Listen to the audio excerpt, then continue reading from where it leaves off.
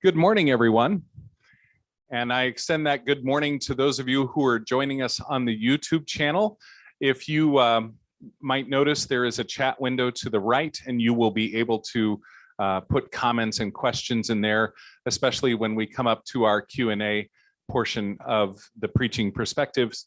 And we are so blessed to have Dr. Hall with us this morning. Oh, by the way, I'm Pastor Marty Zimman. I work here at the seminary doing whatever they tell me to do. And it's a blessing to be with you today.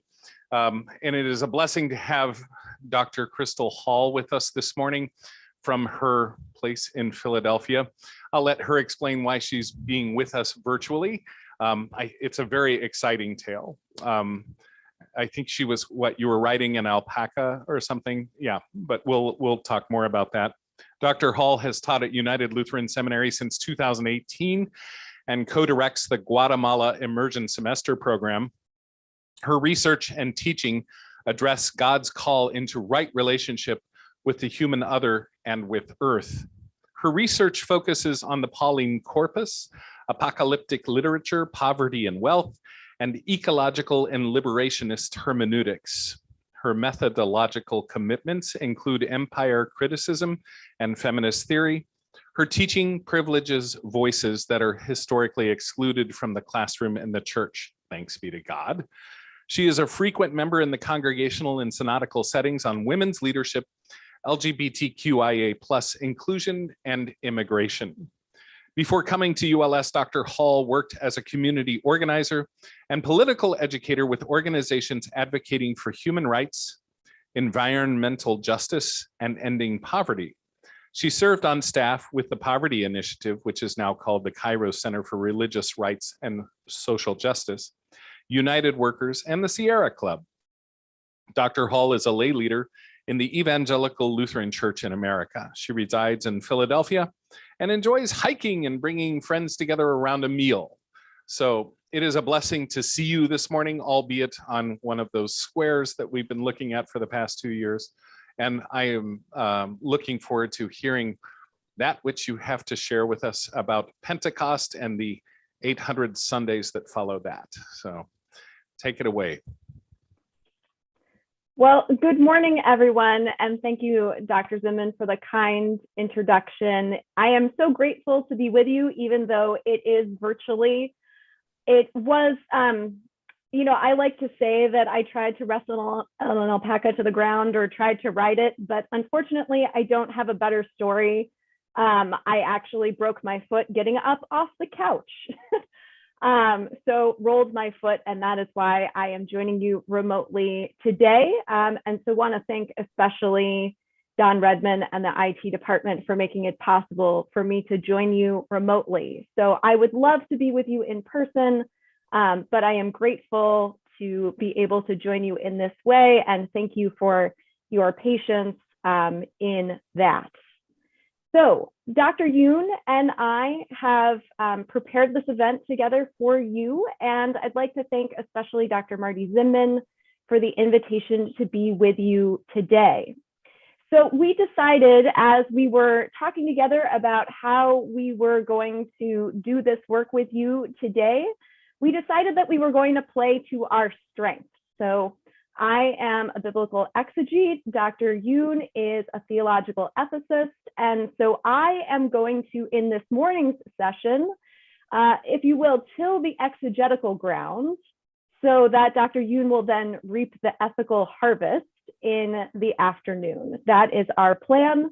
In the morning, I'm going to be focusing on exegesis, thinking specifically how exegetical work will feed into your preaching and teaching specifically around the Gospel of Luke in year C, in that very long stretch, as Dr. Zimman said, those 800 Sundays after Pentecost, known as ordinary time. So I'd like to offer a few words about why begin with exegetical insights. So I can already hear you asking the question, okay, well, this is all well and good, but how am I going to preach on this with those exegetical insights? And this is a very good and important question to be asking. And I want you to keep that question in mind throughout our day together. So as a biblical scholar who preaches on the regular, I think of exegesis as the backbone of the sermon. I'm going to say that again. I think of exegesis as the backbone of the sermon. Your willingness to wrestle with the text, your willingness to think about subject-verb agreement or the semantic range of any particular word in the original language, or your attentiveness to the literary form of a pericope, all of these exegetical insights are the foundation, at least ideally, upon which your sermon is built. So exegesis, your interpretation of the words on the page, is the trellis, if you will. And your sermon is the vine that grows up the trellis. So the exegetical trellis provides the structure, and your sermon grows up that trellis at the intersections of text and context and God's Spirit breathing and moving through all of it. So the preached word is always a relational word. I'm going to say that one again too. The preached word is always a relational word. So the preached word is always a word that is spoken for a particular people gathered at a particular time in a particular place. So the preached word is never generic. The preached word is never for all time and for all people. So what Dr. Yoon and I would offer today is that in the material that we are going to be presenting and interacting with you around, that this material will need to be translated for your context. So we are biblical and theological experts, yes, but you are the experts in your context. So when you ask me, how do I preach this material?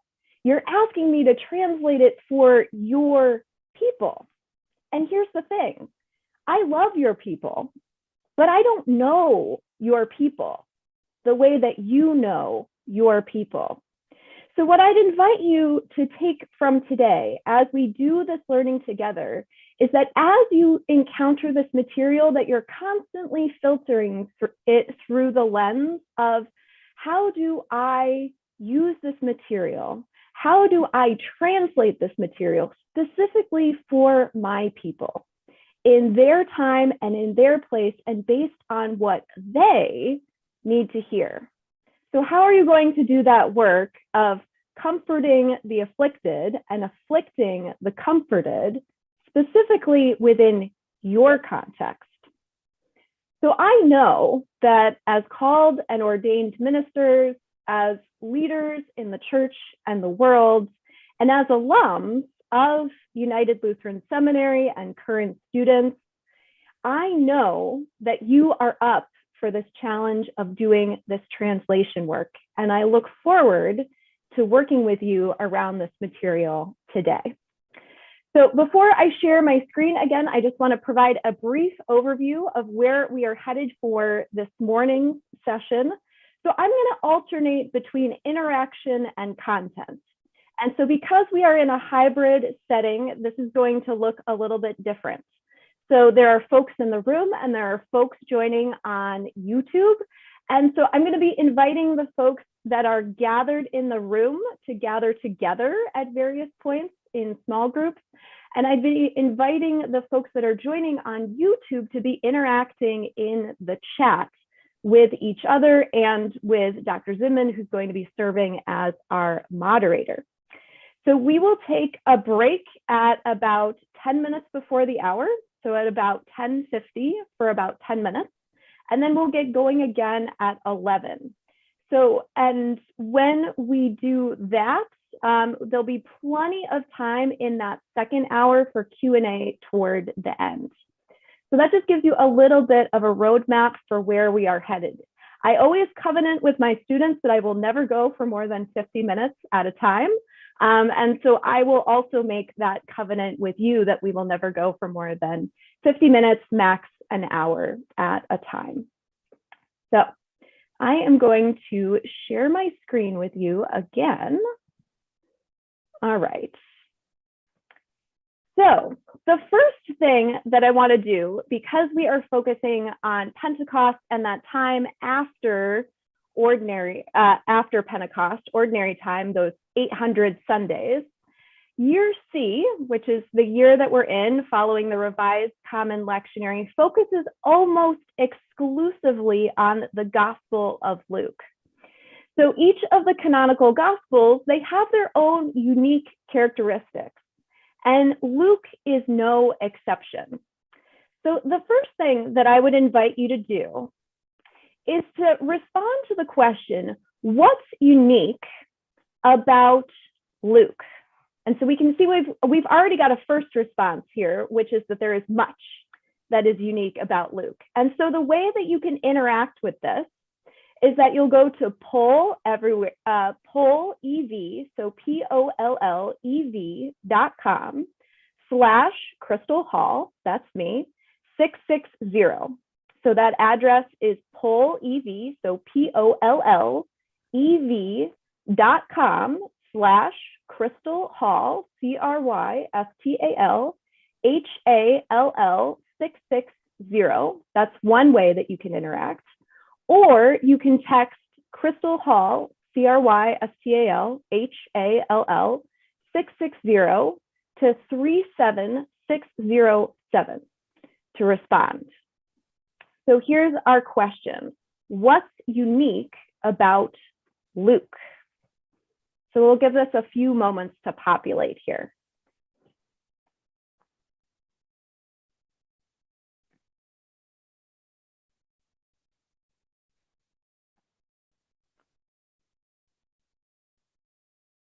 So I know it'll just take a moment as well, but especially for those that are joining us online, I'll give you the instructions again.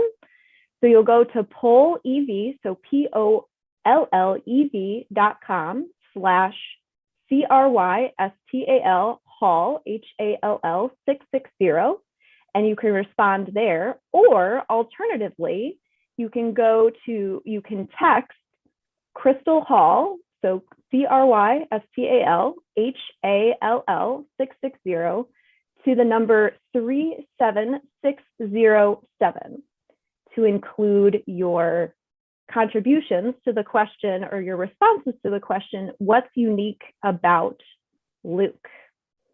And so you can feel free to put in as much or as little detail as you would like.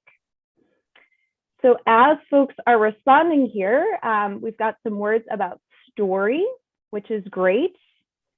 Poverty, absolutely. Women, most definitely. There's the birth story. There's setting, there's a storyteller, context. There's a focus on poverty, that's for sure. Yeah, what else is unique about Luke? Go ahead and type in your responses, or you can text them as well. I'll just give folks a few more moments here to respond. What's unique about the Gospel of Luke? This text that we're going to be spending so much time in Pentecost.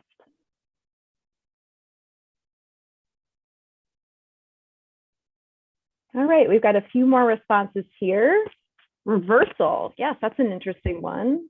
That it's encompassing, detailed, definitely. Great, yeah, and notice there how story is the most populated response there. Yes, it's certainly a story. Great, well, thank you, everyone. So drawing on some of what you've already shared, I want to focus on some of the thematic emphases in Luke, and there are several. And you might notice here that I've also included Luke Acts in the title because, as I'm sure you remember from your New Testament 101 classes, Luke is the first volume in what is a 2-volume series, which is Luke being the first and then Acts being the second in that 2-volume, in that 2-volume series. So when I say Luke, I am always including not only Luke, but also Acts because of the way in which they are composed together and are very much considered a unity of 2 texts. So the canon really doesn't help us out here because of the way that the canon separates Luke from Acts. So you have the 4 canonical gospels at the beginning of the New Testament, and then Acts. They are separated, but they are indeed a 2-volume work. So let's talk about some of these thematic emphases here. This was mentioned in the word cloud, which was lovely. You're already ahead of the game. Wealth and poverty is a very important thematic emphasis in the Gospel of Luke. So for example, when asked to arbitrate between 2 siblings, 2 brothers, about their inheritance in chapter 12, Jesus, in line with this thematic emphasis on wealth and poverty in Luke's Gospel, tells the crowd a parable, as Jesus often does. And in this parable, Jesus tells a story about a certain rich man who tears down his barns to build larger barns for all of his possessions. This is in chapter 12, verses 16 to 19. So then the rich man dies, and he's described as foolish because he's one storing up for himself, but is not rich toward God. So there's incredible wealth here that's being described, but also a spiritual poverty. So Jesus tells his disciples, don't worry about their lives, what they'll eat, about their bodies, how they'll clothe themselves. And this is a theme that shows up over and over again in Luke's Gospel. This parable of the rich fool is just one example. There's also a thematic emphasis on women, which was also mentioned in the word cloud, which is lovely. So women are described throughout this gospel. And again, I want to take a particular example from the content from the ordinary time that stretches out after Pentecost. So in chapter 15, there are scribes and Pharisees who complain that Jesus welcomes tax collectors and sinners and eats with them. And that's described in the beginning of chapter 15, verses 1 to 3. And in response, Jesus tells a parable, a rather famous one, about the joy of one sinner repenting. And so the joy of one sinner repenting is compared to 3 different images. The first image is the one sheep, and the shepherd who goes after the one sheep and leaves the 99. So that's the first way that Jesus tells the parable. And then it's almost as if Jesus pauses and says, okay, no, let me tell you the story again. And then Jesus tells the same story again, and he talks about a woman who goes searching for one lost coin among the 10 that she had. So the first image for God that's described in this parable is the shepherd, which is a very familiar image for God. The image of the shepherd who is going off to find the one lost sheep. But then there's a pause in the story where God is described as a woman who goes searching for a lost coin. And so there's this lovely pairing of a male image for God as a shepherd alongside of a female image for God, where we have God being described as a woman who's searching for a lost coin, just in the way that God is searching for those who are lost.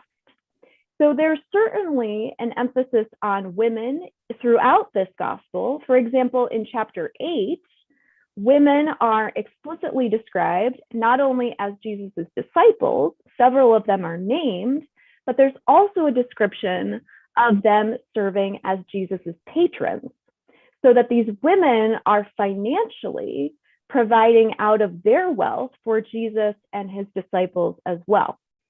But I do want to provide an important caveat here about the way that women are described.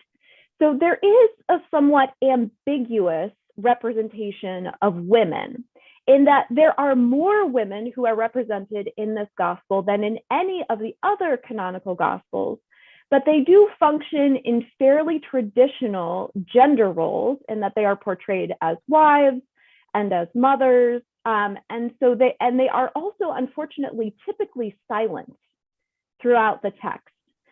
So even though there are more of them, their portrayal is somewhat ambiguous because they are typically being portrayed in very traditional gender roles. Next, let's talk about repentance and forgiveness. So I've already talked about those parables of seeking the lost ones. The most famous of those parables is the parable of the prodigal son, which is unique to Luke. So there's that man who rejoices when his younger son returns after having spent his entire inheritance. And this is very typical of Luke's thematic emphasis on the lost ones. There's also an example of this theme of repentance and forgiveness when Jesus says, "Father, forgive them," on the cross, for they do not know what they are doing. Those words, "Father, forgive them," are unique to the Lucan portrayal of the Passion. And again, very resonant with this emphasis on repentance and forgiveness. There's also a strong emphasis in Luke on prayer. So in Luke, Jesus prays a lot, more than in any other gospel. So for example, in chapter 11, Jesus is praying in a certain place, and he stops praying, and a certain disciple asks him to teach them how to pray, as John taught his disciples how to pray. And Jesus then tells them exactly what to say when they pray. And this is the version of the Lord's Prayer in chapter 11 of Luke's gospel that is far shorter and far less well known than the one that occurs in Matthew. But I think it's really good to notice here that there are two versions of the Lord's Prayer. There's the very familiar one from Matthew, but there's also a version of the Lord's Prayer here in Luke. There's also the importance of the power, and I use that word here intentionally, of the 12.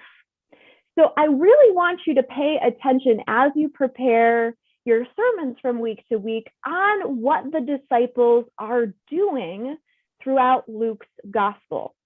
The disciples in Luke in particular are portrayed as far more competent.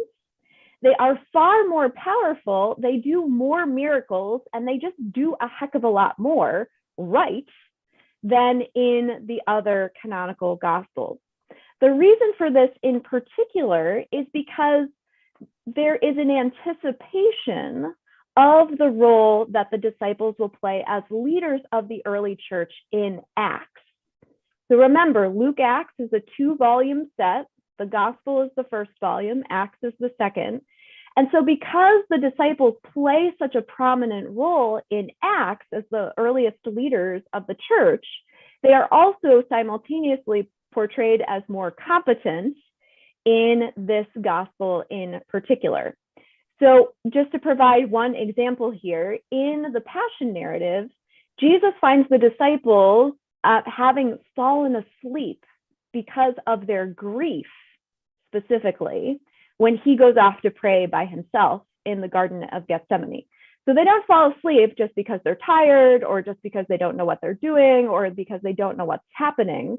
They're described as falling asleep specifically because of their grief. So there's a sharp contrast here between Luke's gospel, where we have this very powerful image of the disciples, and say Mark's gospel, where in Mark's gospel, the disciples are really infamously dumb. I mean, I just can't say it in any other way.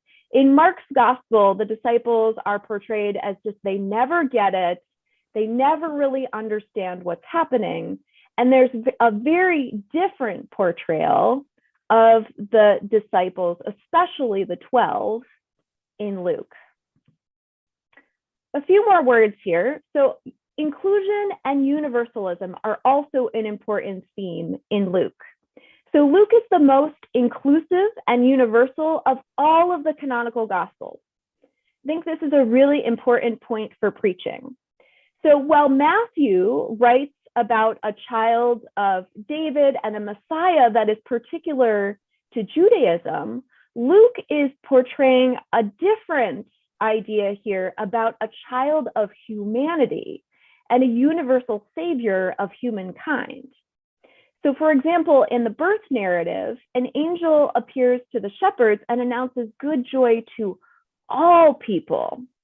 And the genealogy of Jesus goes not back to Abraham and David, but specifically to Adam, all the way back to the beginning.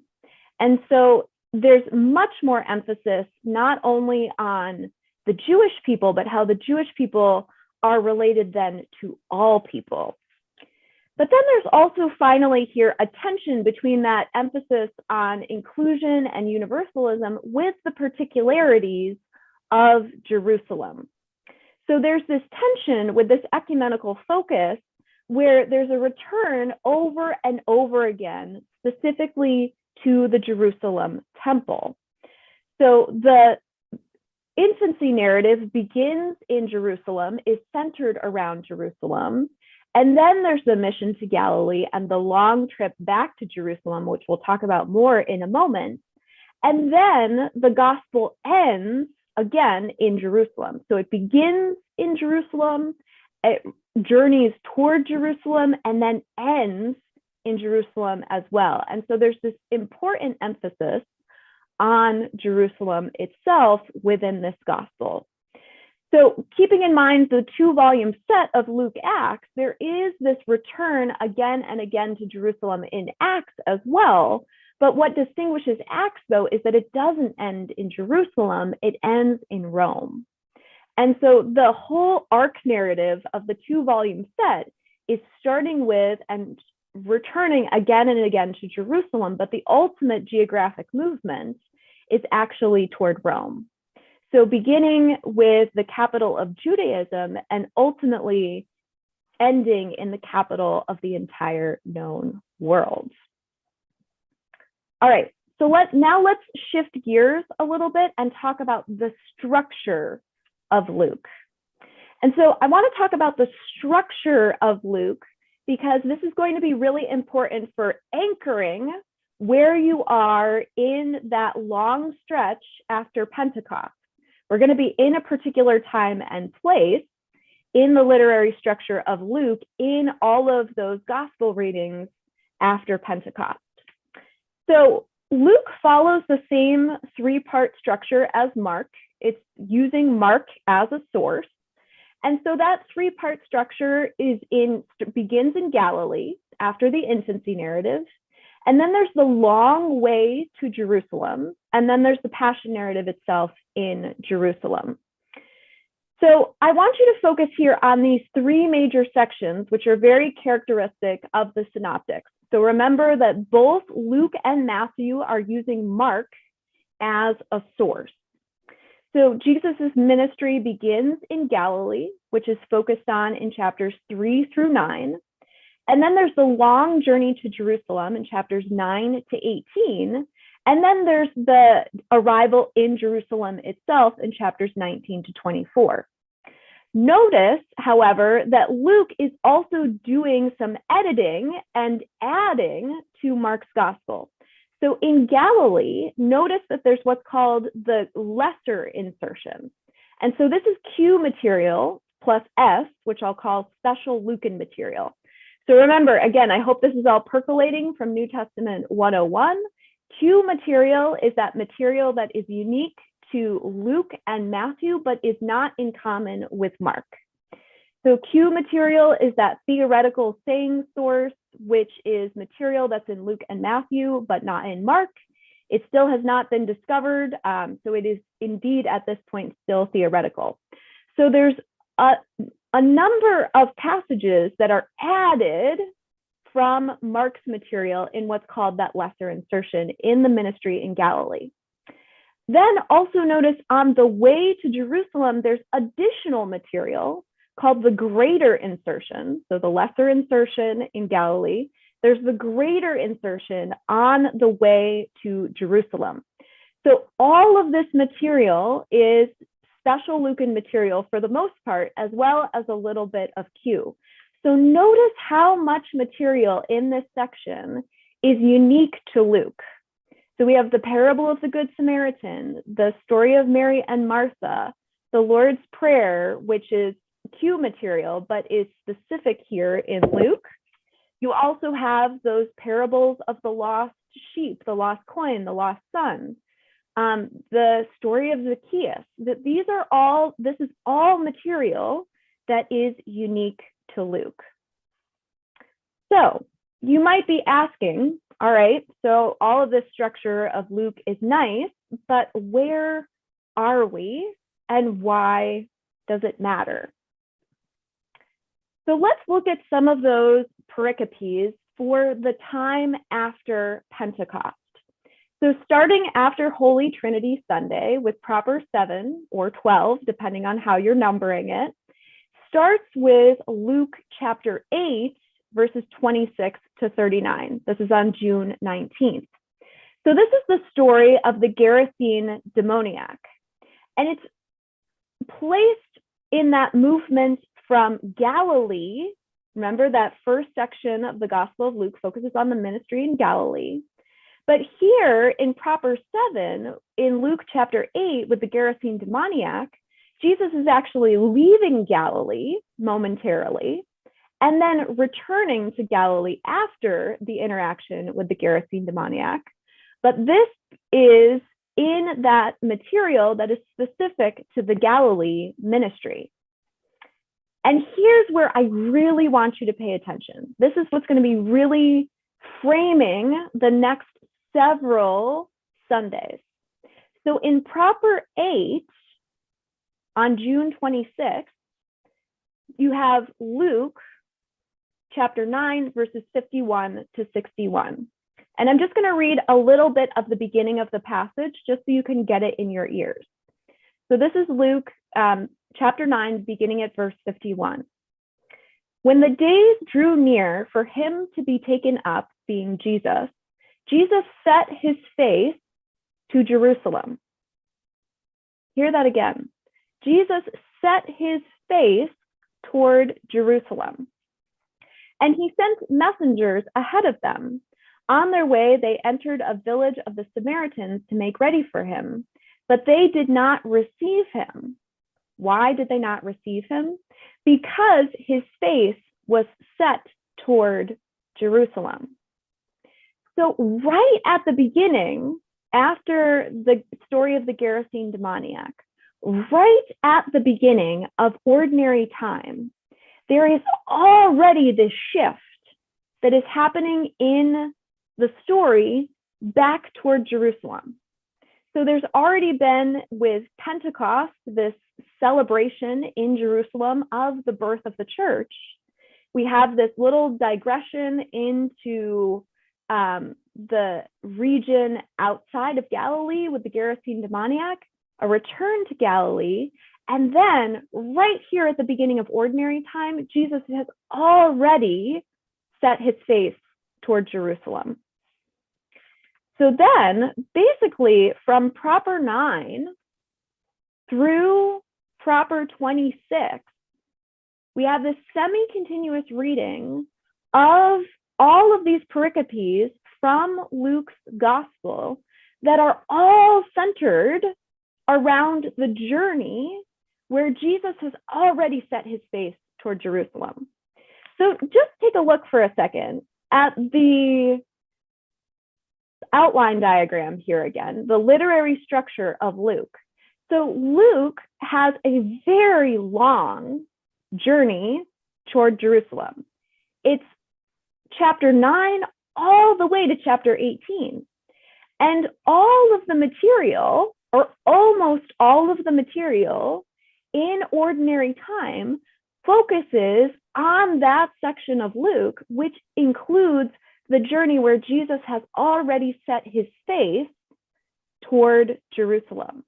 So this is all about the journey and everything that happens on the journey. Jesus is already on his way. So then the only real digression from this section of the gospel, that long journey toward Jerusalem, is All Saints' Day on November 1st. Notice where there's a return in this section to the Galilee ministry. This chapter 6 here is the blessings and woes. And again, here's a thematic emphasis on wealth and poverty, because in the blessings and woes on All Saints' Day, it's blessed are the poor, period. It's not like in Matthew, blessed are the poor in spirit. Oh no. In Luke, there's just this emphasis on blessed are the poor. And there's also what's unique to Luke here with the Beatitudes is the inclusion of the woes. So with all of the blessings are also these woes. So blessed are the poor, woe to the rich. This is very resonant with that thematic emphasis on wealth and poverty. And then after All Saints' Day, there's 3 Sundays then before Advent. I know y'all are thinking, oh my gosh, you're already talking about Advent again? What just happened?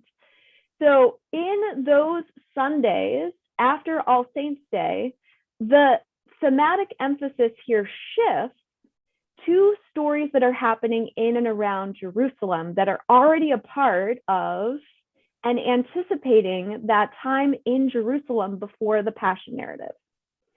So basically, the entire set of gospel readings for ordinary time are all centered on the journey where Jesus has already set his face toward Jerusalem. All of these pericopes are focused where Jesus is on the way. Jesus is already journeying. And so then there's that pause with All Saints' Day with a return to Galilee in the literary structure, returning to chapter 6. And then there's yet another shift where the sections from Proper 27 through the Reign of Christ Sunday, those all focus in the ministry in and around Jerusalem right before the Passion narrative. So I want us to interact for a few minutes around this question. Why does where we are, and by where we are, I mean here, why does where we are in the narrative, why does where we are in the narrative structure of Luke matter for interpretation? Why does the fact that Jesus is on this journey, Jesus has already set his face toward Jerusalem, why does this matter for your preaching and teaching for all of these texts that occur after Holy Trinity Sunday, all the way up through All Saints' Day? Why does it matter that they're all part of this same section of Luke? So what I'm going to invite you to do is that for the folks in the room, I want you to gather in maybe a couple of groups, maybe groups of 2 or groups of 3. I want you to get up and meet your neighbors for a couple of moments. And I want you to reflect together on this question. Why does where we are matter for interpretation? Why does it matter that all of these Sundays are focused on that journey toward Jerusalem? And for those that are joining on YouTube, what I'd invite you to do is to interact specifically in the chat. And I'm going to have Dr. Zimman help me out here in moderating the chat. And if there are comments to bring to the whole group, let's definitely do that. So let's take about 5 minutes to chat with each other, both on the YouTube chat as well as for those in the room. And then I'd like to hear from a handful of folks about why does where we are in the literary structure of the text matter for your preaching and teaching, for your interpretation in ordinary time. So I'm going to set a timer for about 5 minutes for you to interact with each other. And then I'd love to hear from a handful of folks before we take our break. I'll let you know when you've got a minute to go. So I can see you all there in the room, even though I'm not there. So I'm going to invite you all to get up and to find a discussion partner to chat with. Go meet your neighbors.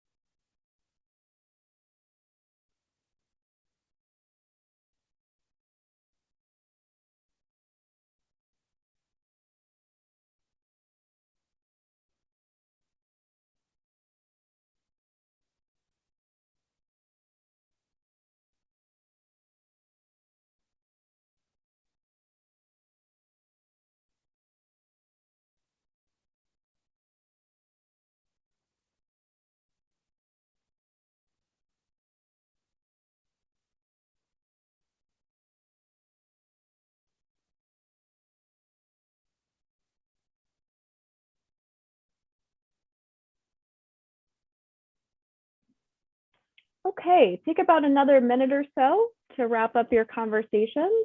And just a quick interaction here, and then we'll come back together.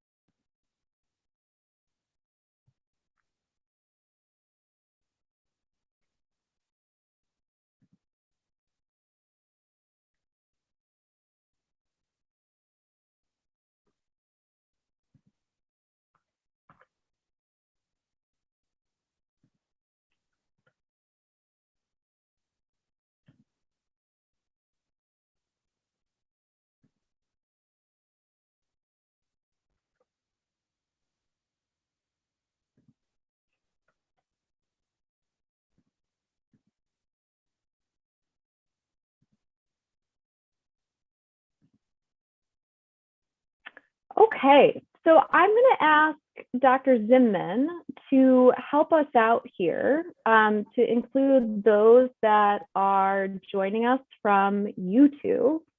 And I'm also going to ask him to help us out with moderating, because I'd love to hear from a handful of folks in the room before we take our break in response to this question: why does it matter where we are for interpretation? So thank you for helping me out here, Dr. Zimman. If I were in the room, this would be a heck of a lot easier to do. So I appreciate your partnership in this. I appreciate the opportunity to get more steps on my Fitbit. So thank you. I should also mention that there is a lag between the real virtual you and the YouTube you. So folks are still filling in some of the blanks there. So I'm going to start with some of our in-person folks, if they have ideas to share about this interesting notion of geography and journey in the Gospel of Luke. And Andrea is willing to pass the microphone around if you have a comment to share.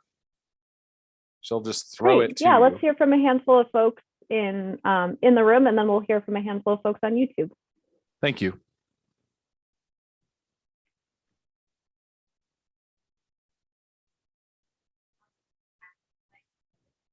And anybody?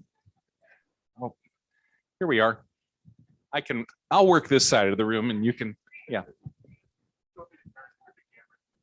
If you can, great. If you can turn toward the camera so Dr. Hall can see you. Otherwise, she will hear you. Dr. Hall, one of the things we discussed is if Jesus is on the way to Jerusalem, there's really no way to escape the cross in all of this. That the cross becomes a focus to all the actions of the gospel. Thank you, Pastor. Other thoughts from the room?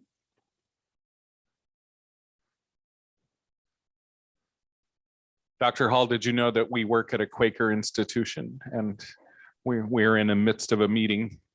So silence is good. Yeah.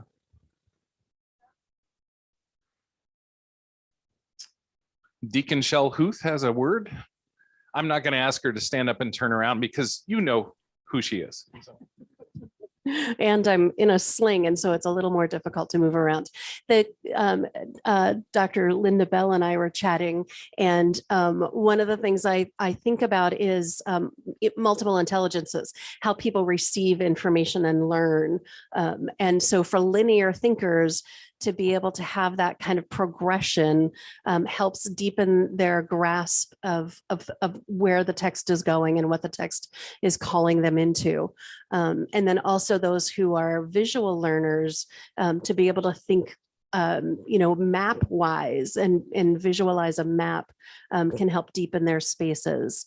And then Dr. Bell said, what are we leaving behind on our journey? And what are we going to be taking with us on this journey? She's so smart. Yeah. Remember when, have you ever been on one of those backpacking trips where you start out thinking, yeah, I can carry 60 pounds, no problem. And by, 5 hours in, you're ready to jettison half of it into the woods. I also want to think about the idea that, and Dr. Hall, you can even speak to this with more eloquence than I can. Historically, in the known world of the Mediterranean, Jerusalem was considered the navel, the center of the universe, basically.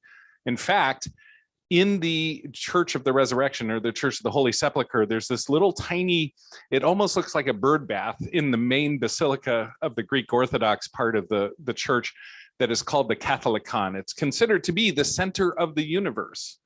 And you can stand next to it and have your picture taken. But it's just an amazing thought that everything comes from and ends up back in Jerusalem. So it's almost more than just linear, right? It's kind of I like to think of it as a marble rolling around the inside of a bowl and then settling in the center. So did you want to say more to that? I'm rambling on here. No, I'd love to. This is such an interesting idea that is by no means unique to Jewish culture. So for example, at the Oracle at Delphi, there's also a stone that I think functions in a very similar way to what you're describing, Dr. Zimman, that's called an omphalos. It's called a navel in Greek. So it's this idea that heaven and earth meet at this central point. It's almost this kind of belly button place where you have heaven and earth coming together. And so this idea is very well known in the Greco-Roman world in this period. And so the Jews have this idea for sure that heaven and earth meet specifically in Jerusalem, but it's also something that exists within the broader Greco-Roman culture as well. And so the fact that Jesus is moving with his disciples step by step toward this center, toward this place where heaven and earth meet, the place where God is understood to be especially present in the Jerusalem temple, like that continuous movement throughout these chapters, I think really can shape preaching and teaching in this season. Before we take our break, why don't we hear if there are any comments from YouTube? Let's hear a couple of those, and then we'll take a couple minutes. Sure. Okay, I'm going to just kind of dip into the YouTube comments at random.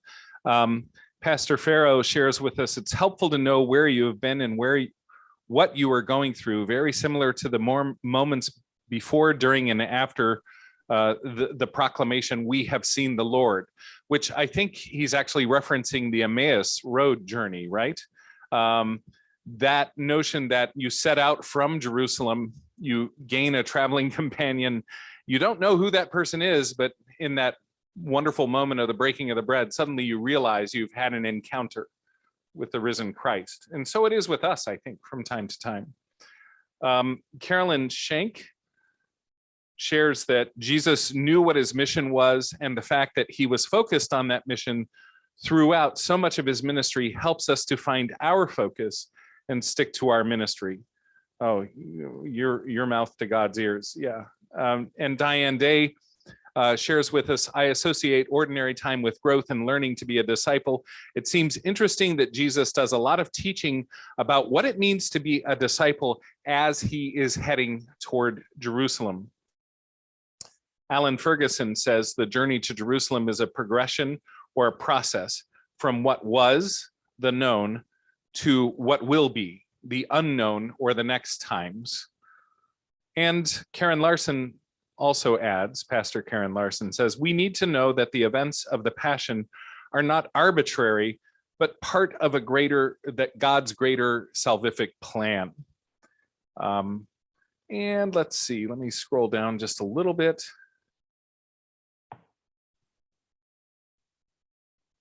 Of course, Elizabeth Warren points out that all of Jesus's adversaries are kind of clustered in Jerusalem. So he's heading for something that is not necessarily going to be, they're not going to throw out the red carpet in the welcome wagon. And we cannot, and Carolyn Schenk says, following up on what Diane said, it's a reminder that we cannot separate the work of Jesus from the Passion. And then just down a little bit, Karen Larson says, God is always calling us from here to there. God's mission is not static, and neither can disciples be. Remember, in systematic theology, they talk to us about moving from our first naivete to the second naivete. I'm on my 45th naivete right about now. I'll be switching over to the next one sometime here in the next couple of days. But thank you, Dr. Hall. This talk of journey and place, I think, is important and can really help us build a bridge, no pun intended, across the ordinary time for our folks that we serve this summer. Any other thoughts here from the room?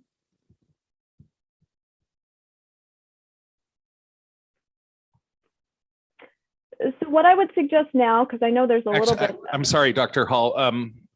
Dr. Cray wanted to say hello. Oh. I didn't know I was supposed to say hello.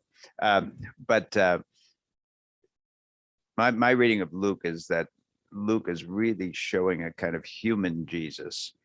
At least the medievals always thought that Luke was emphasizing the humanity of Jesus, especially at the beginning of Acts, where Peter says that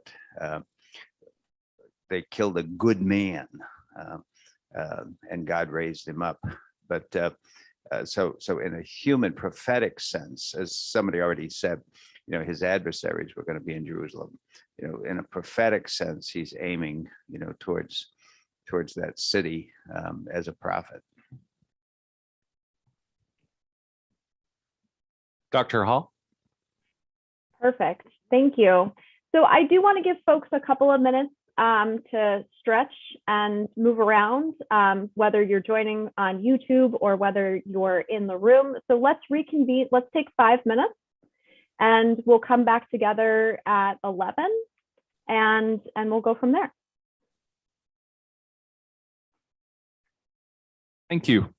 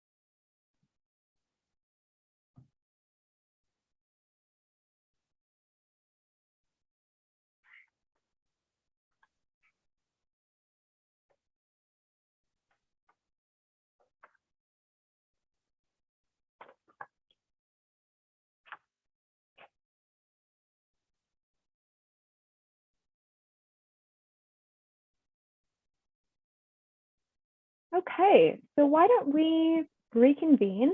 We'll go ahead and get started again. Okay, I'll have to call folks back into the room from out in the hall. So, and I believe our YouTube folks are patiently waiting. Excellent. Hang on, let me go out in the, or Don, do you want to just holler? Thank you. All right. I'm sure. Oh, go ahead. Haven't seen any appearances from your cat. Just that would be nice, you know. It's kind of the. Go ahead.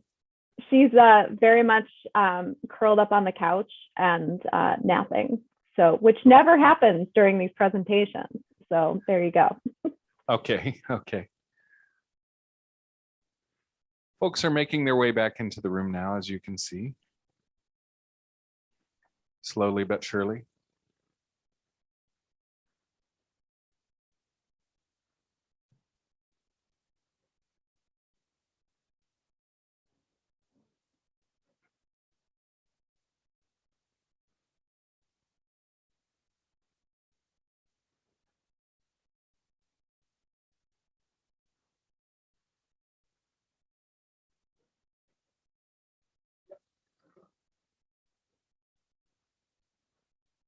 All right, we're still missing one or two, but I would say go ahead and start if you wish. All right, let's do it. So for this next hour together, what I want to do is shift gears a little bit and talk specifically about some different models for interpreting Luke. So just as in the first hour, we looked at some of the structures of Luke and the way that some of those literary structures can inform preaching and teaching on the Gospel of Luke in ordinary time. Now, what I'd like to do in this next hour is provide some frameworks or provide some lenses through which to be approaching the Gospel of Luke. And so I'd like to introduce 3 models for interpreting Luke. And I am going to move us through these slides. There we go. All right. So the first model that I'd like to offer for interpreting Luke is what I would call Luke the Liberationist. So in thinking about Luke the Liberationist, or thinking about Luke as a liberation theologian, and I know I'm anachronistically applying that term back onto the text for sure, there are passages like Mary's Magnificat, which would support this kind of reading of Luke. So the Magnificat is in the words of this young girl who is drawing on the traditions of the Hebrew Bible, drawing on the traditions of these women who speak of God's reign and God's justice, where she's talking about the mighty being cast down from their thrones and the lowly being lifted up. If that's not liberation, I'm not quite sure what is. There's also the example of Jesus beginning his ministry in Galilee by quoting Isaiah 61, where Jesus says that I have come to bring good news to the poor. And so again, note that it's not good news to the poor in spirit, it's good news to the poor, period. Luke is not emphasizing spiritual poverty. Luke is very much emphasizing material poverty. There's also the Beatitudes and Woes, which I already talked about specifically in relationship to All Saints' Day. It's hard to believe that All Saints' Day is already just a season away. So with All Saints' Day, the reading of the Beatitudes is the Lucan one, which includes not only the Beatitudes, blessed are, but it also includes the woes, which is unique to Luke. So not only is it blessed are the poor, period, not blessed are the poor in spirit, like in Matthew, but it is blessed are the poor, and it is woe to the wealthy, woe to the powerful. There's also the example of the Good Samaritan and the rich fool. These are both stories about people who are marginalized, who are being asked for, who are being called to for special care in the example of the Good Samaritan, or in the rich fool, which I already talked about. This is a parable which is taking a very negative approach to wealth. And there's also, as I already talked about, an emphasis on those who are marginalized and excluded, especially including women. Women are described as Jesus's disciples. Women are described as Jesus's patrons. And there is this very intentional pairing throughout the text of women with men. So there's often, as I talked about with the parable of the lost sheep, you have an example of a story about a man, the male shepherd who goes out to find the one sheep and leaves the 99, that is then paired with a story about a woman. So then you have the woman with the lost coin who finds the one coin among 10 and then celebrates the finding of that coin with her friends. So this is a very typical structure for Luke in that you have the pairing on the one hand of a male image with the pairing of a female image, or the pairing of a male character with the pairing of a female character. So there's this continuous emphasis on the lost ones. Now let's look at model number 2. So this is the model for interpreting Luke as a state theologian. So this is a very different way of looking at the Gospel of Luke. So there is one way of looking at Luke as understanding him as an emerging state theologian for the Roman Empire, who is showing the ways in which the Jesus movement, the early church, is not a threat to, but it can be accommodated within the structures of the Roman Empire. So the author of Luke Acts, in many ways, is following conventions in his writing that are very similar to historians like Josephus, who was someone who was supporting as a Jewish historian the reigns of the emperors Vespasian and Titus, or he could be seen here in a role as similar to that of Eusebius, who was a historian supporting the Roman Emperor Constantine later. So in this model of reading Luke Acts, the author is very conformist and accommodationist and counter-revolutionary. And so support for this kind of argument, for this way of interpreting Luke, comes from ideas that Luke is the most well-versed of any of the canonical gospel writers in the power structure of the Roman Empire. You see this not only in the gospel, but also in Acts as well, that this author is intimately familiar with the power structures of the empire. So for example, in the infancy narrative, Luke mentions that Zechariah and his wife Elizabeth are righteous before God, specifically in the days of Herod of Judea, who is a client king who is ruling on behalf of the empire. He also talks about when Quirinius was governor in Syria, which is a neighboring province, and then specifically mentions the Emperor Augustus, who sends out a decree for all of the world to be registered. That registration is specifically for the purposes of taxation.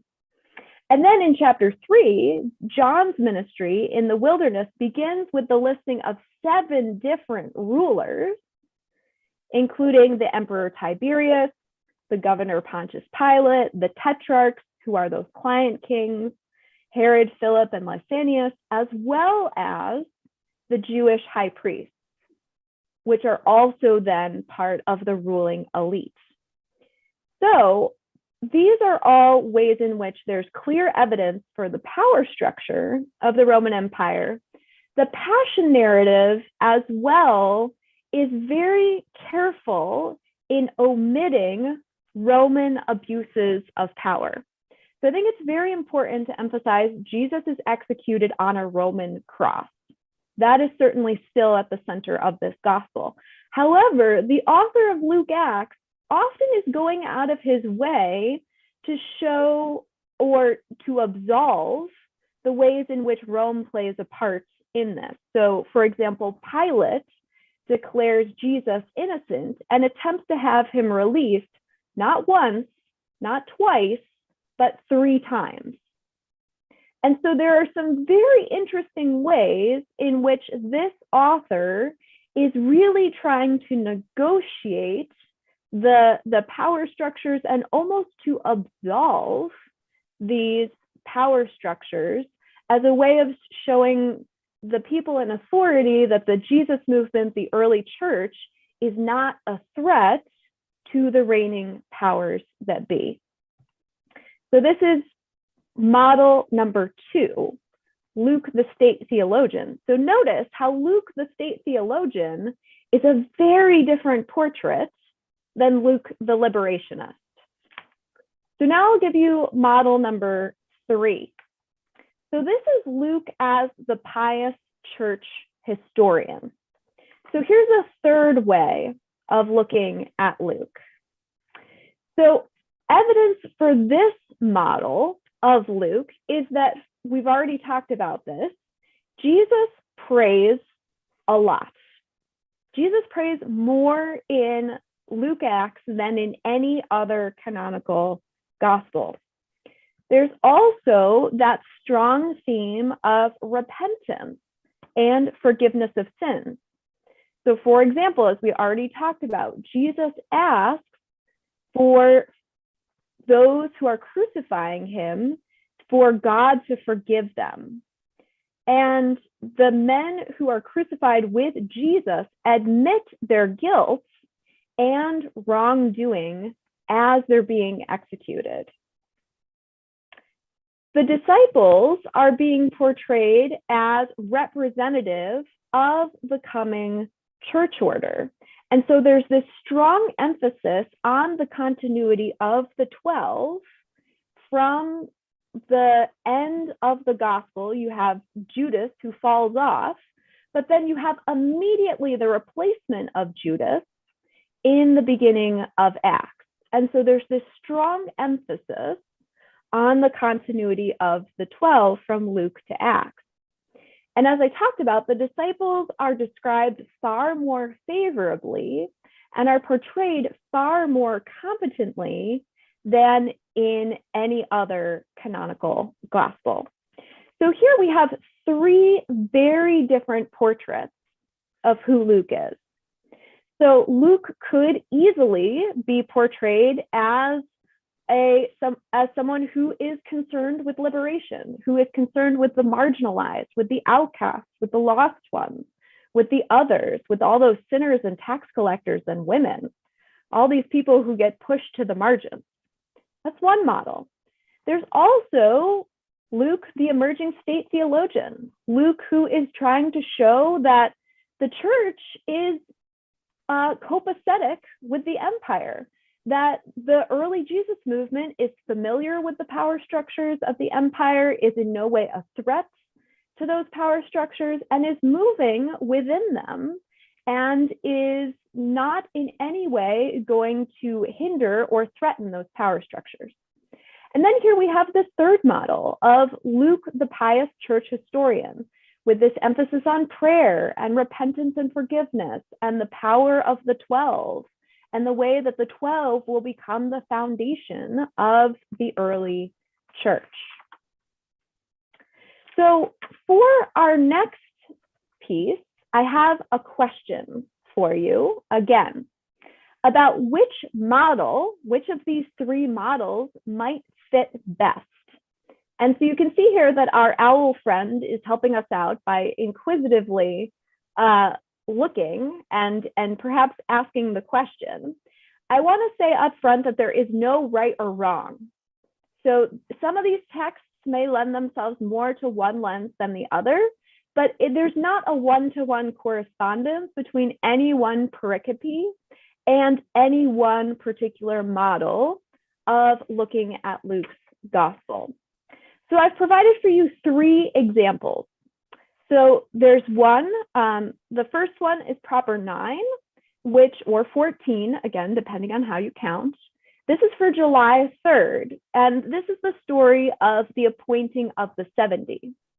So earlier in the gospel, there's the story of the appointing of the 12, and then there's an expansion, again, very typical of this emphasis on the early history of the church, of this expansion of discipleship, where you have the appointing of the 70. So that's one pericope you could take a look at. And then there's proper 13 or 18, which is from July 31st, which is the parable of the rich fool, which I've already talked about a little bit. And then I want you to take a look, if you have time, or you choose this particular pericope to take a look at, proper 28, which is all the way in November on the 13th. This is the apocalyptic text, which talks about the destruction of the temple.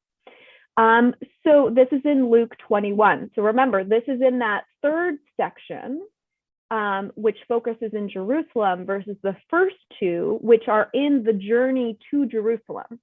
So I want you to always be locating yourself in the literary structure of Luke Acts whenever you take a look at one of these pericopes. Is it in the infancy narrative? Is it in Galilee? Is it on that long journey to Jerusalem where the vast majority of your texts in ordinary time are going to be? Or is it in that last section, which focuses on the ministry in and around Jerusalem and the Passion narrative? So as you do your exegetical prep, this is one of those questions that you can always be asking yourself: where am I located within the literary structure of the gospel, and why might that matter for preaching and teaching? So I'm going to invite you for the next handful of minutes. So I'm going to give you a little bit more time. I'm going to give you 10 whole minutes here. So let's take 10 minutes. You can choose one or more. I would recommend choose one pericope, read it through, and then think about which of these 3 models, Luke the liberationist, Luke the state theologian, or Luke the church historian, which of these 3 models might fit best for understanding or interpreting this particular pericope. Okay, so again, I'm going to set a timer, and what I'd invite you to do is stand up for those that are in the room, and I want you, if you feel comfortable, to find someone else to talk to than the folks that you chatted with in the first discussion. So we'll take about 10 minutes. And again, for those that are joining online on YouTube, I'd invite you to take some time on your own and then chat with each other or add your contributions in to the YouTube chat. All right, so I'll let you know when you've got 2 minutes to go.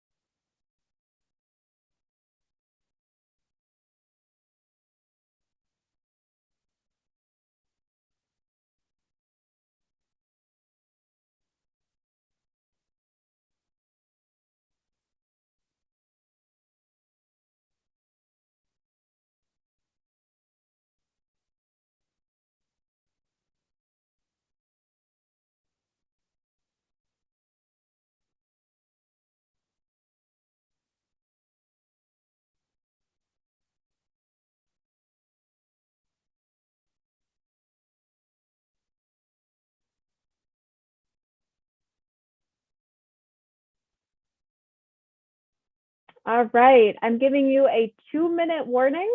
Start wrapping up your conversation. Take another 2 minutes or so, and then we'll come back together as a group.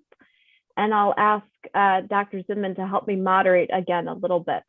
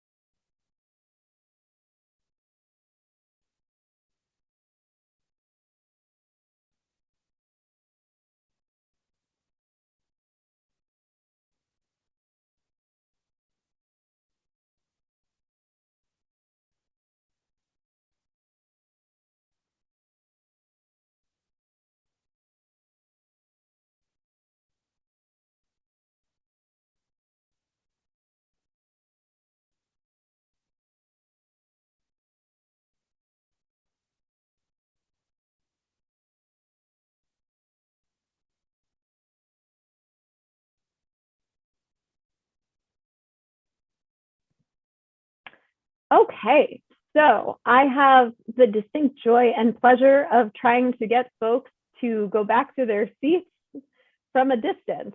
So I'm going to do my best to do that. And I'd invite folks to wrap up their conversations and invite Dr. Zinman to come on up to the front to help us hear from the folks that are joining us online on YouTube. And we will go from there. So let's hear a few reflections from folks about thinking about these different interpretive lenses for approaching one or more of these texts. So we have Luke, the liberation theologian, we have Luke, the emerging state theologian, or we have Luke, the pious church historian. Which one is he? It is a mystery. So let's hear a couple reflections from the room, and then let's hear a couple online, and then I have a last activity for you before we go to the Q&A for our wrap up together.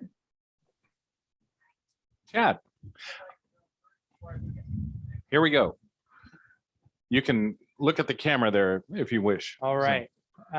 So our group, I'm going to butcher this so bad. Our group decided that the Luke interpretation wasn't necessarily favorable of women, but talked about women and used women, and that the three different models were actually intentional, so that it was a self-critiquing text, but at the same time still not perfect in the sense of our interpretation as modern readers. How'd I do? Was that okay? All right, I got a thumbs up from the doctor.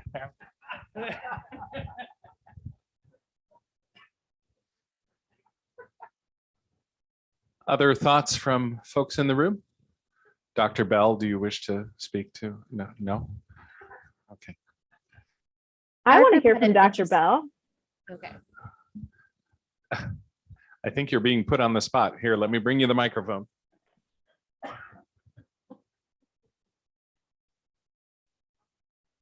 For those of you who don't know, Linda Bell has just finished her DMin defense, and we're calling her Dr. Bell because we just can't wait until graduation. So congratulations. With distinction. Well, good morning, everyone. This has been interesting because I always saw Luke as my favorite gospel. I don't know if we're supposed to pick and choose, but but I always saw Luke as my favorite gospel. So hearing the way Dr. Hall brought together the three different parts of Luke was very interesting. And while we're doing the exegetical work and looking at our current context, actually being able to describe, support what Luke is saying in that particular way, I think would be helpful to any congregation or as we're beginning to study, looking at it again from our modern context.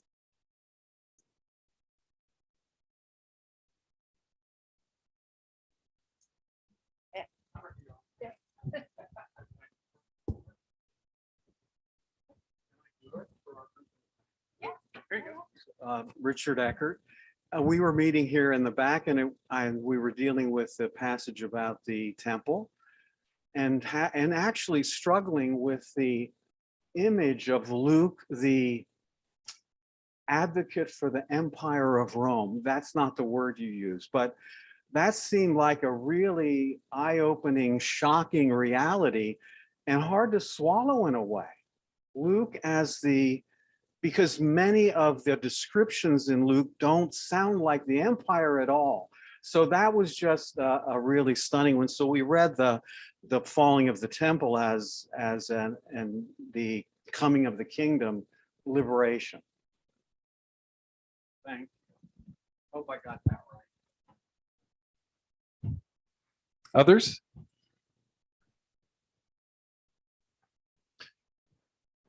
Oh, there we go. So one of my teachers, Robert Grant at the University of Chicago, said that if you read Luke, he died recently, so you can't check to see if he really said this. But I believe Luke has been dead for some time, yes. No. Robert Grant passed away not too long ago. But if you read Luke Acts, you can be pretty sure that the early Christians knew they were going to take over the Roman Empire and were determined to do that.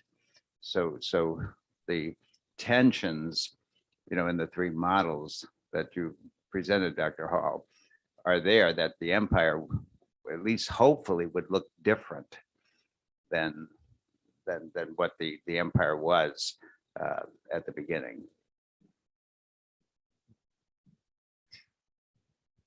Dr. Hall, has there ever been any writing on the idea that the Magnificat and the temple apocalyptic literature are somehow bookends in the Lucan narrative?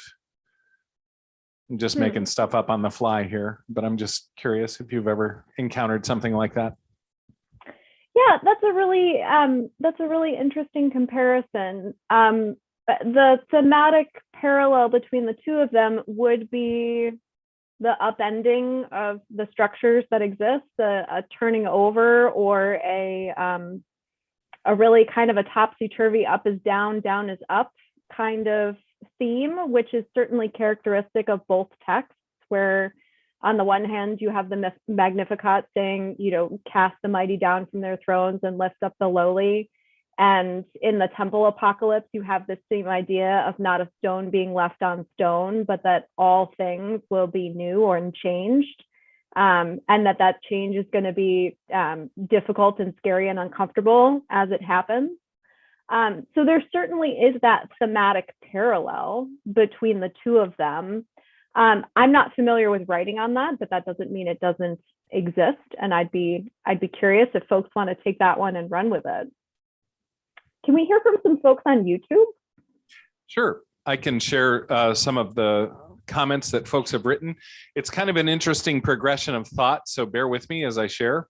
Barbara Berry starts off by saying, Luke's apocalypse to me seems to tell everybody, don't panic. God's in charge, not Rome. Probably good for us to hear it in this particular cultural context as well. Focus on spreading the good news. Luke the statesman seems to be the speaker in that particular mindset. Carolyn Shank says, I am reading the church historian in the appointing of the 70, not only from a historic perspective, but in us getting guidance for ministry today. Matthew Cimarelli, and I hope I'm pronouncing your name right, says, yes, Barbara Berry, but also that the Jesus movement is not a threat to Rome. So also model 2, which Dr. Hall, which model is model 2? Help me remember from your... The state theologian. The state theologian, okay. Alan Ferguson writes, Barbara, you could also argue that the liberationist in Luke 21 warning the civil order will be overturned.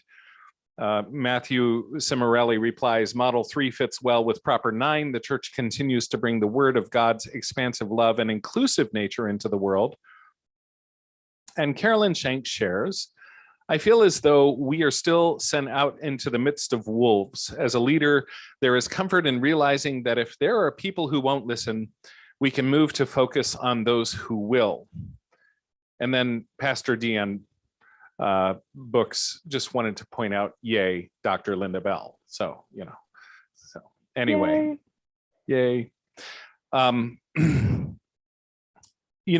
Carolyn Shank's comment, actually, in my years in the parish, I was in my first parish for 10 years, and I like to tell people that I made all the big mistakes in the first 2 years and spent the latter 8 repenting for them at leisure. But I always remembered, it always seemed like on the Sundays when you were preaching these edgy, provocative texts, you could always focus on that one person in the pew who you knew really had it in for you, or you could look to the rest of the folks who were in a different place, that were hopefully listening with open ears and discerning, and hopefully the Holy Spirit was doing something with what the sermon was trying to impart. But it is in our human nature to oftentimes focus on the 1 or 2 wolves in the room when really there's not a majority in any given situation, unless you're one of those rare circumstances, in which case you get referred to the bishop for help. So I'm just smiling at my Bishop Michael Lozano over there. So those are our thoughts from YouTube. Great, thank you. So before we move into our Q&A, I have another question for you, which is, now what's unique about Luke? So having gone through all of this material, let's reflect on this question again, now that we have another set of perspectives about what's unique about Luke. And let's see how this might look a little different, perhaps.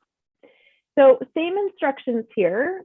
Go to pollev.com, so POLLEV.com/Crystal Hall 660, so CRYSTAL, Hall like hallway 660, or you can text Crystal Hall 660 to 37607.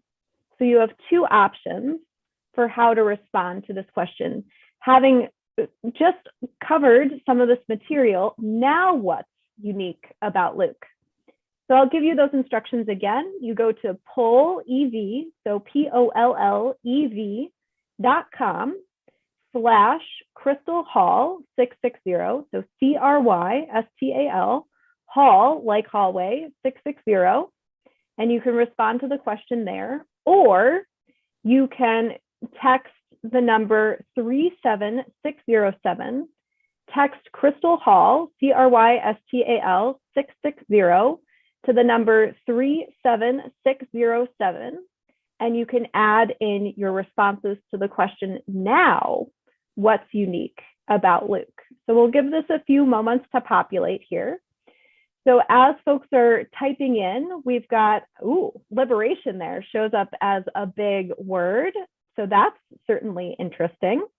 We've also got words like incarnation and revolution and context, orderly, certainly, unifying, restoration. What else? Now what's unique about Luke? Go ahead and type your responses in. We also have words like embrace and sending. Now what's unique about Luke? Go ahead and type your responses in. I'll give it a few more moments here.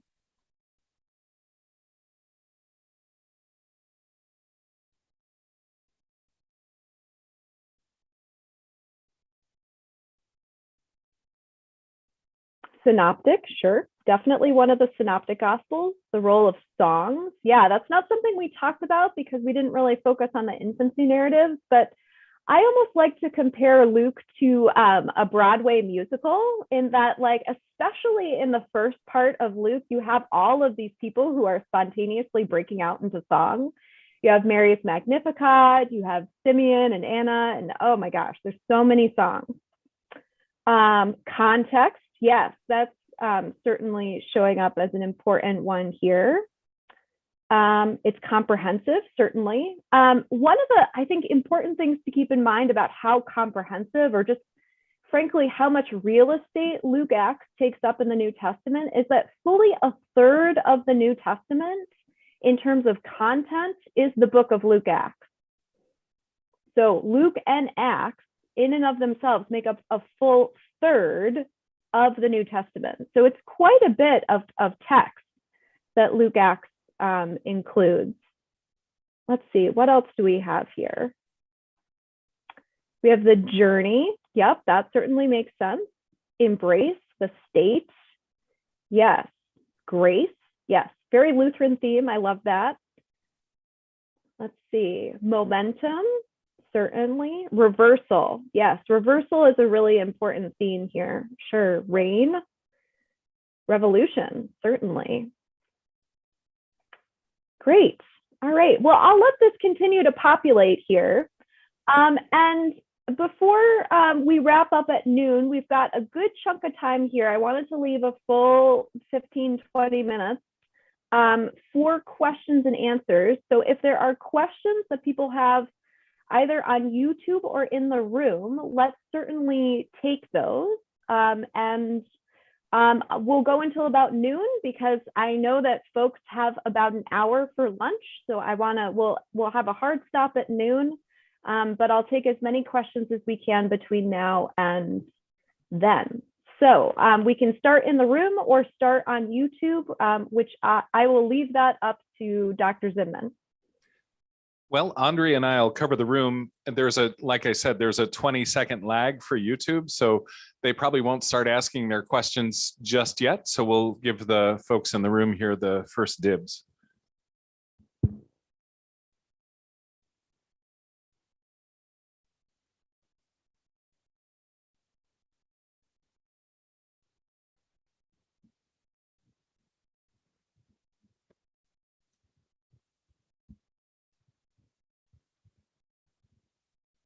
Dr. Hall, you had mentioned the important role that women play in the Gospel of Luke. How would we look at it from a feminist or womanist interpretation? Yes, such a great question, Dr. Bell. Thank you. Can I just say it's so fun to call you Dr. Bell as well? God is good. Yes.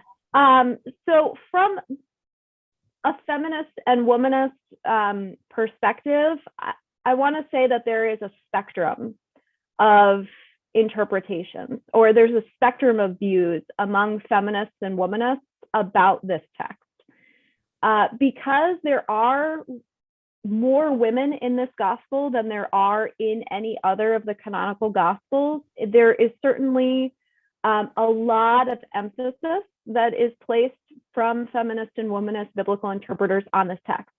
So representation here is certainly a positive. However, as I was saying in the first hour, there's also a fair amount of ambiguity in the way that women are portrayed in these texts, which certainly does give feminist and womanist biblical interpreters pause in engaging with these texts. So Mary, I think, is a great example where you have this functionally a young girl who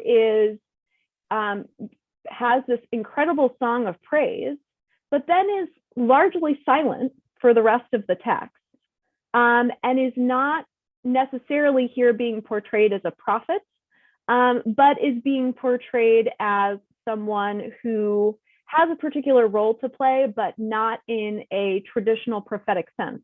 I'll just brag on one of my Master of Arts students right now who's writing a thesis specifically on the ways in which Mary's Magnificat, yes, is an incredibly revolutionary text, does have this incredible representation of women, but the author also doesn't go far enough, I would say, from a feminist or womanist perspective, in actually giving Mary any kind of prophetic or any kind of prophetic authority. And so I think I know that's a deeply unsatisfying answer in the sense that it's wonderful that there are more women that are represented in the gospel, and yet at the same time, their portrayal is fairly ambiguous in that they are largely silent. They are largely in traditional roles. They are largely in submissive roles. And so because of that, there's often quite a bit of critique from feminist and womanist biblical interpreters of the text. So it's a very useful resource on the one hand, especially for looking at women's portrayals in the Bible, and yet on the same hand, it is fairly limited as well. So it is the jury is still out on that particular set of issues.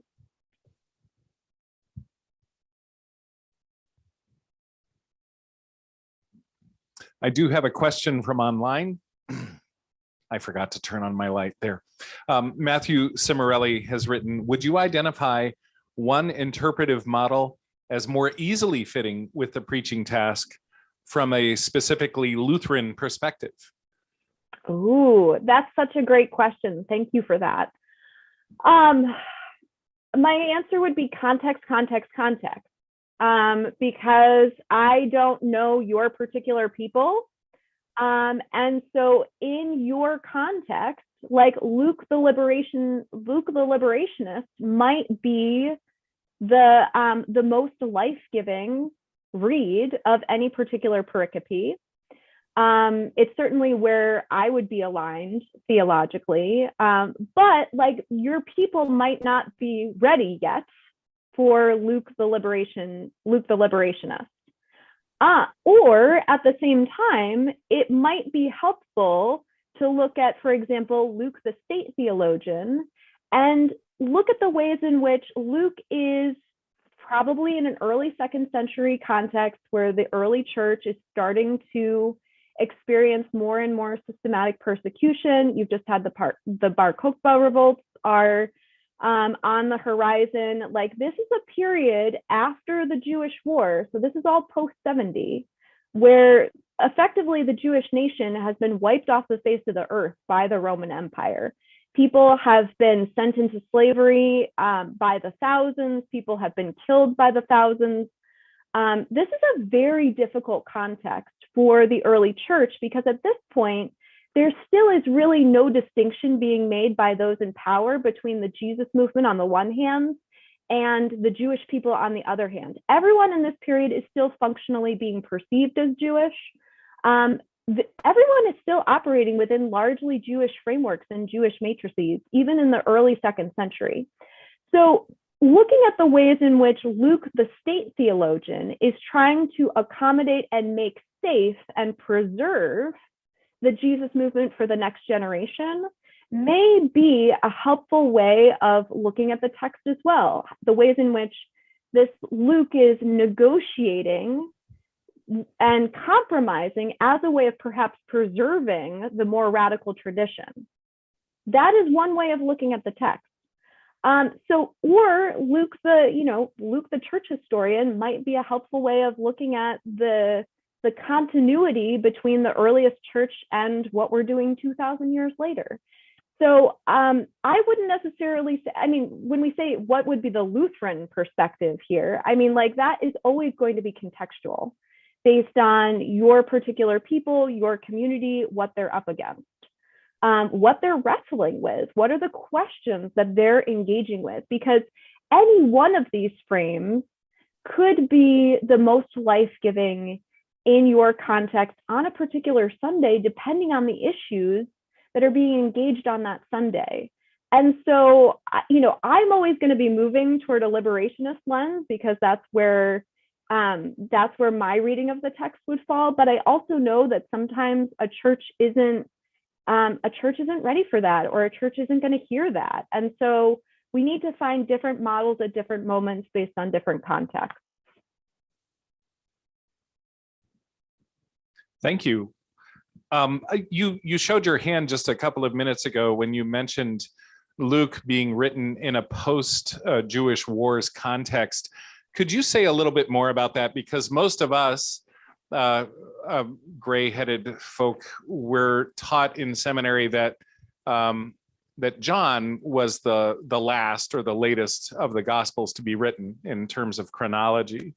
You would like to introduce a new theory or thought on that. Did you want to speak to that just for a second? I know it's not germane to exegesis, but I just thought it was interesting to hear your take. No, I think it is absolutely germane to interpretation of the text, whether you're interpreting it as, so the traditional, for just as a reminder for folks of the interpretation or the theories that are out there for the dating of Luke Acts. So the very traditional model for interpreting Luke Acts would be to date it at about 85 to 90, so late first century. So which is still post-Jewish war, which is still post-70, right? So that's the very sort of traditional model for the dating of Luke Acts. There is now a significant minority of New Testament scholars who would date Luke Acts in the 2nd century. So between 100 and say 125 of the Common Era, so early 2nd century. And yes, this is absolutely where I would put myself in terms of the dating of Luke Acts. Why this is important for preaching and teaching is to understand the context to which the text is responding. Because an immediate post-70, say 85 to 90 CE context is different than an early 2nd century CE context. So early 2nd century, the church is dealing with different issues. It's dealing with the delay of the parousia in what's probably a 2nd or even 3rd generation of Jesus followers in this period. It's starting to deal with how does it both have continuity with and identify with the Jewish nation, but how is it also starting to become separate from the Jewish nation? And anything that's recognizable today as Christianity doesn't start to evolve until at least the 2nd and 3rd and 4th centuries. So in the 1st century, everybody's Jewish. Jesus is a Jew. Paul is a Jew. The entire Jesus movement is functioning in Jewish frameworks. Versus in the 2nd century, you're starting to see some more significant ways in which the Jesus movement, you see this especially in Acts, is starting to separate itself from Judaism. So in Acts, you see this especially where, oh, well, it's the Jews that are the rabble rousers. They're the ones who are always getting tangled up with the authorities. They're the ones who are always causing trouble. But us here in the early church, we are accommodating to the powers that be. We are not a threat. We are just trying to survive in order to pass this gospel on from one generation to the next, which in that period, I mean, Luke Acts really does represent or show a lot of compromise with the predominant order. So at the same time, you have this incredibly liberationist strain within Luke Acts. You also have some real accommodation within Luke Acts as well, which is very characteristic of a 2nd century perspective.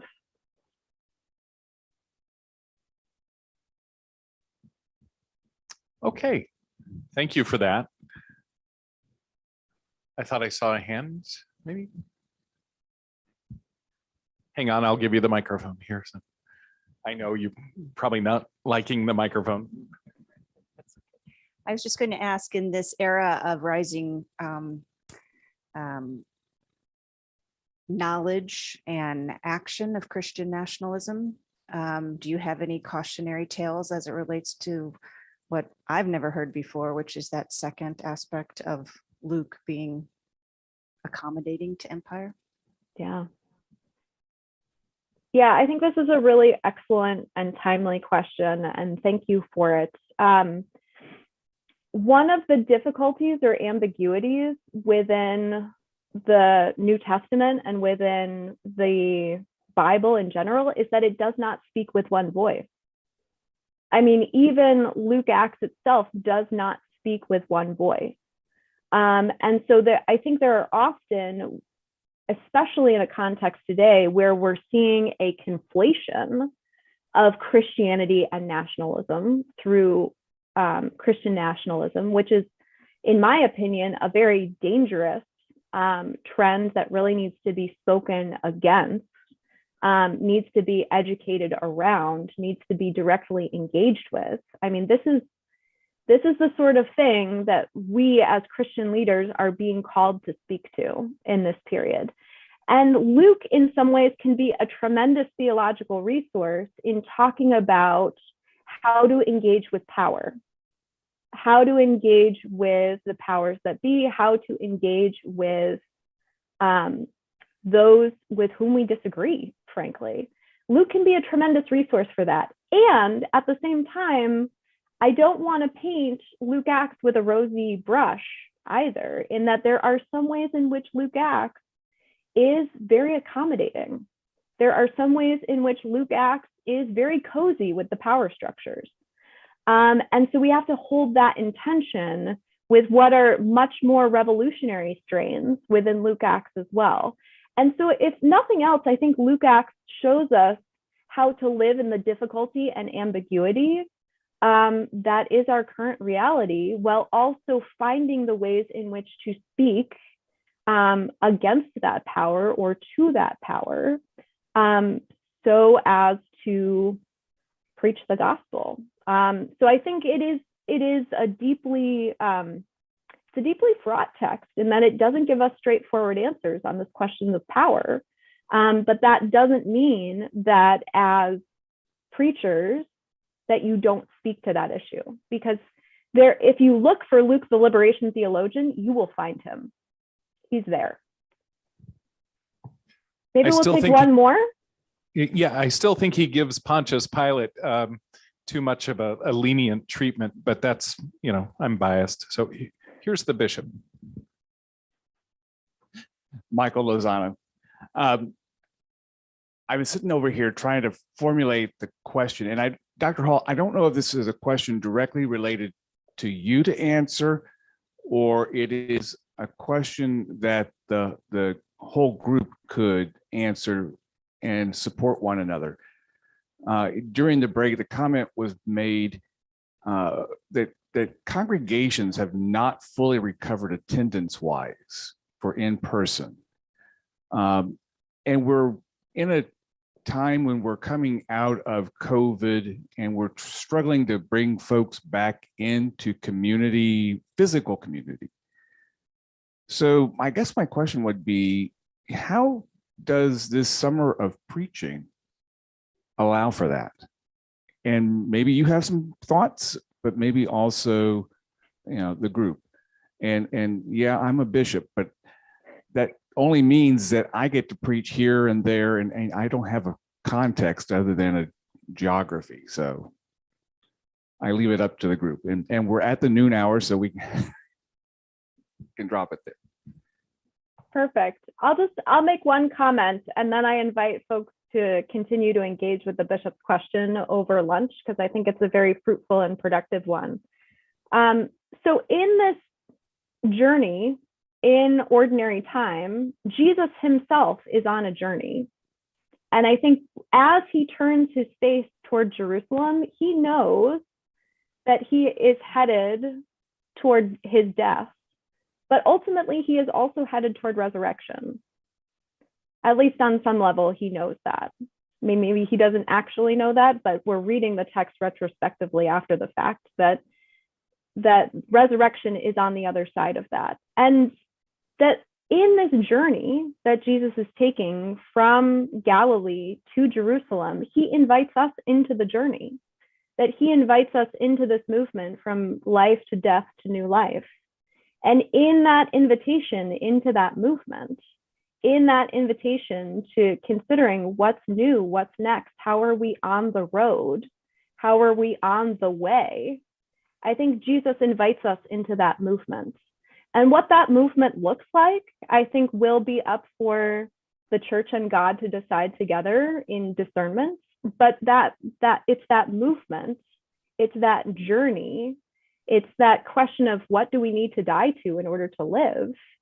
I think those are the sorts of questions that Jesus invites us into on that journey. So maybe I'll leave it there, and I'll invite you to continue to ponder it over lunch. Thank you so much, Dr. Hall. I guess we can give you applause. Can you hear it from where you're sitting? When we're so grateful for the wisdom and clarity that you bring to this beautiful piece of scripture this literature that gives us so much to go on. I always say that if I'm deserted on a desert isle and I only had one gospel to go on, I tend to gravitate toward Luke because I have a hard time not having the infancy narrative for Christmas Eve, if nothing else. So I do want to remind folks, lunch is available here in the coffee shop, and we have plenty. So I hope you're able to stay and join us. For those of you who are online, you should have already received via email the link for this afternoon. If you don't have it, feel free to email me or text me. I put my phone number in the chat, and I'll make sure you have it before 1 p.m. I also want to take a moment and introduce Buff Carlson. He is the Chief Financial Officer for United Lutheran Seminary. And it's because of him that we have technology and lights and all the other good things going on. So Buff, did you want to say hello, or are you content to?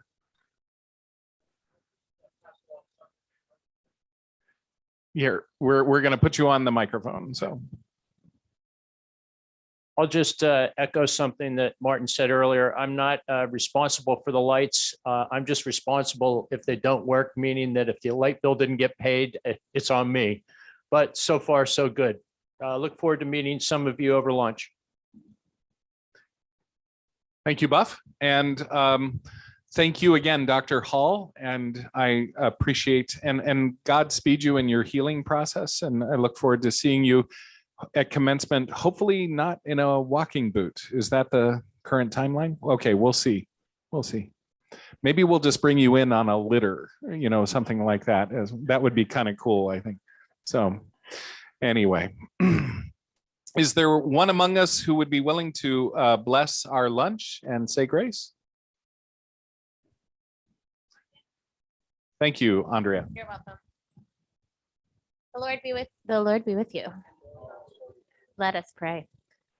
Good and gracious God, we give you so much thanks for this time together to be in your word and to engage and stretch our minds and our spirits.